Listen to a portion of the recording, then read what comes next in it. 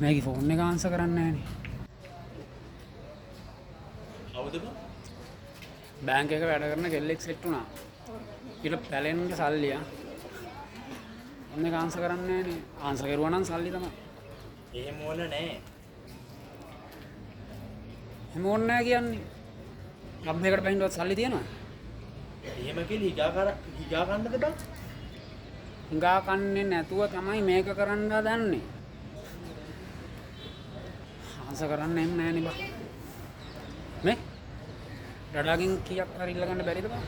උඩ පිස්සු දෙයක් උඩ රෙද්දක් එන්නේ කොහොමද සල්ලි කියන්නේ? එහෙනම් ඉතින් අද දවසේ සෝරි තමයි. මම මෙලෝ රහක් නැති නයිට් එක. යකන්කෝ බලන්න. දැන් මොකද කරන්න යන්නේ? ඩඩාගේ යාළුවෙක් ඉන්නවා. එයාගෙන්වත් ඕඩ්නක් දාන්න බලමු.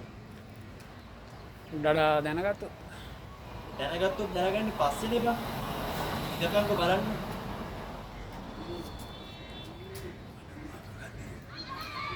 ආන්සර් කරන්නේ නැහැ. ඒකනේ බං අරෝෂ කියන්නේ. මේ සේරම සිද්ධ වුණේ අර දහම් නිසා.